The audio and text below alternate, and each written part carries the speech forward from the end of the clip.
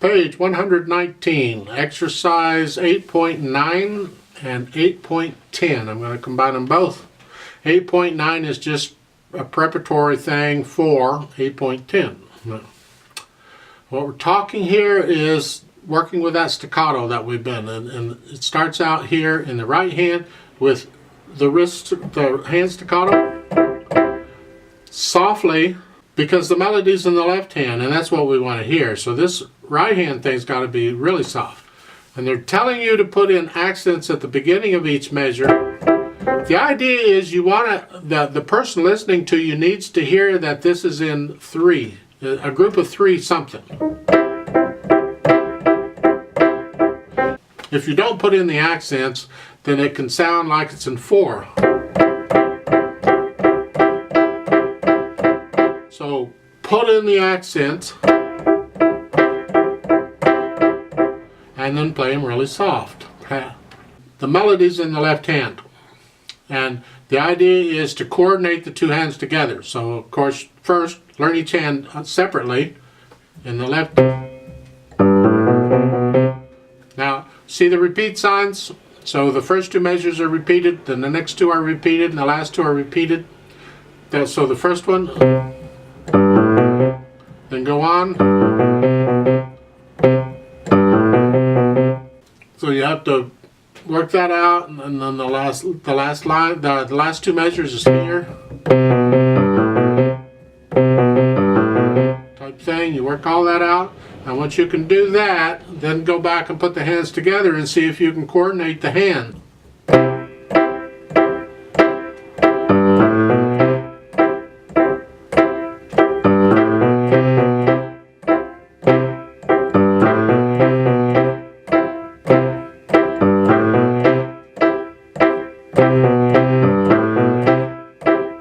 Not a kicker. It's just to prepare you what's coming, and it's tricky. I'll talk a little more about that shortly. For exercise 8.10, they give you some notes about it. We'll take a look at page 118 when it talks about left-hand melodies there in the second paragraph. Burgmüller's Ballade. Notice that there's an E after the word ballad. And when they put an E after the word ballad, it becomes ballade. The accent is on the second syllable. If you take the E away, then it's ballad. Basically the same thing. A ballade is a ballad, an instrumental ballad. It's a story. You make up your own story to it, but that's basically what it is. It's kind of nice. Chopin wrote 4 of them. They're probably the most famous I'm aware of. And they're very nice to listen to. But on this exercise 8.10, I want to talk about this. I'm kind of fond here of this piece because it brings back a lot of memories. This is the piece I played, I think, on my second student recital. When I was a little kid learning to play, I played an arrangement of this piece. I'm pretty sure it was an arrangement of this piece in a recital for my teachers. Piano teachers have student recitals where the students play. And I remember it because I had a lot of fun putting it together, and I think I played it really, really well because I could play that left hand great. And to this day, I can remember the room, I can remember the crowds more or less, I can remember the piano. It's just very vivid. And I don't remember a lot from my young childhood anymore, but this one I do. And I remember playing an arrangement, I'm pretty sure, my teacher used the John Thompson piano method. And this piece is in them somewhere, and that's what I played there. And I just had a lot of fun with it. However, let's talk about this thing. The melody's in the left hand, and it's soft. Therefore, the right hand has to be softer than that. But they're telling you at the beginning, the right hand is soft. So what's going on? Well, the idea is there's no melody here, so the right hand is going to play the same dynamic level as the melody until the melody comes in. Then when the melody comes in, the right hand has to go down. And it happens all of a sudden, and the listener won't even know it. It just happens.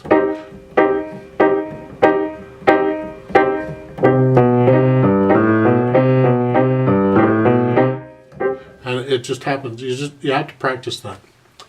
Now, they're not giving you the accents here, fortunately, because you don't need them.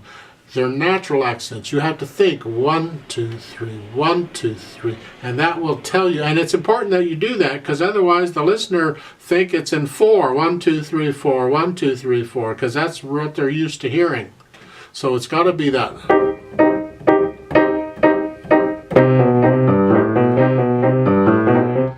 And you can do the staccatos. I tend to, I have fun with the left hand here, because the right hand is stuck with this wrist thing, or this hand staccato. So at the end of the first line, I tend to do them both the same. It's okay, no big deal. You can use finger staccato, whatever you want.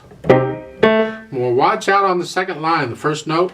That is the sforzando, and it applies to the melody. Not the chord, the melody.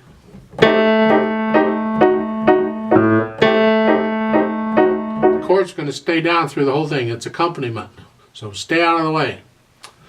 And then you get that's repeated in there, and then you get these chords. You're going to get a little louder, and you have to time this out, because you don't want to be loud until the second measure of the third line. So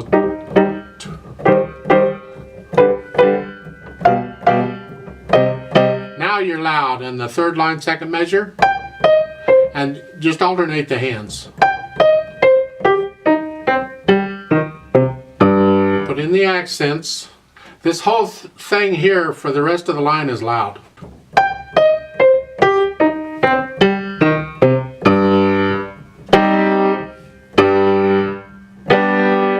And then you have a fermata on an eighth rest. And when you're actually playing it, you feel how long. It's like a pause, like a grand pause where nothing's happening. And then you continue on, and notice the double bars. So we're going to a new section, and they're changing key signatures. You see the 3 natural signs at the end of the third line, and erasing all the flats. So now we're going into the key of C major. So here it's very sweet and connected. No pedal, just sweet and connected. And this is the left hand that's doing this. Now we want to hear the phrasing.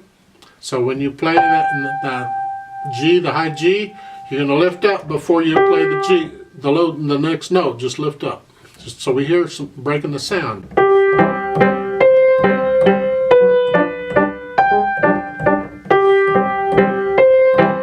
little louder.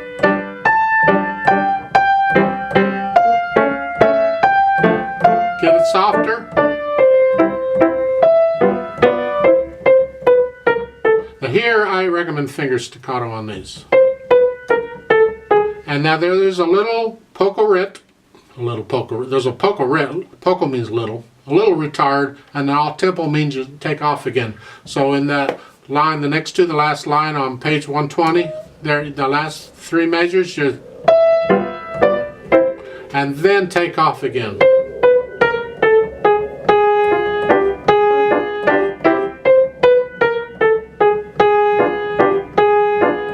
And then all of a sudden it's a sforzando, and both hands have the melody. So at the bottom of page 120, the last 4 measures, it starts out with a sforzando. It's loud, and then molto means a bunch, a whole bunch. Dim is short for diminuendo, so you're going to die away. So you're here.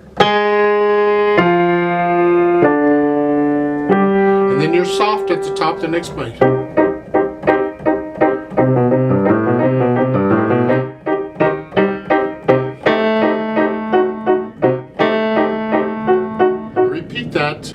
Then you get down to the third line there on page 121, and you got those 16th notes where both hands are doing the melody.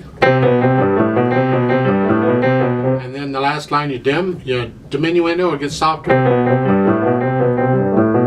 Stay soft. Oh, on this, work that out carefully so the hands stay together, because the tendency will be for one hand to go faster than the other, and then they get out of sync. Then at the very end, it's soft and staccato, moving up, 8 VA up, softer, and then the last one is a sforzando. You're ending up with a bang. Now don't,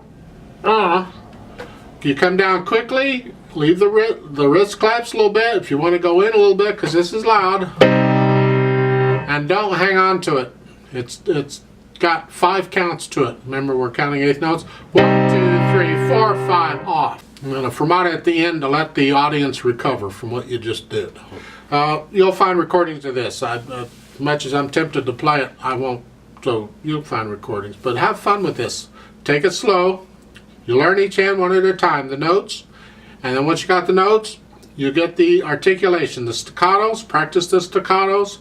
And then you go back and you can add the dynamics in and try and get so the melody's louder than the other and all that junk. And then once you're comfortable with all that, then you can start thinking about the music.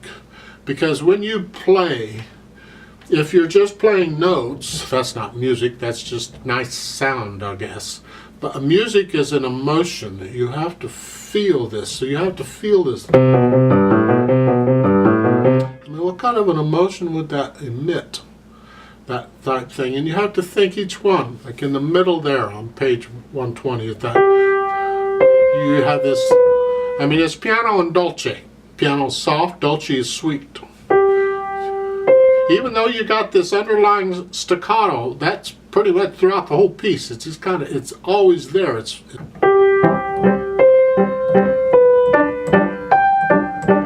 like reminding you something's going on, because it would have been easy for him to put in a legato something, but he didn't do that. He kept the staccato going throughout. So that you keep that kind of thing in mind, and then yeah, turn it into music. Have fun with it.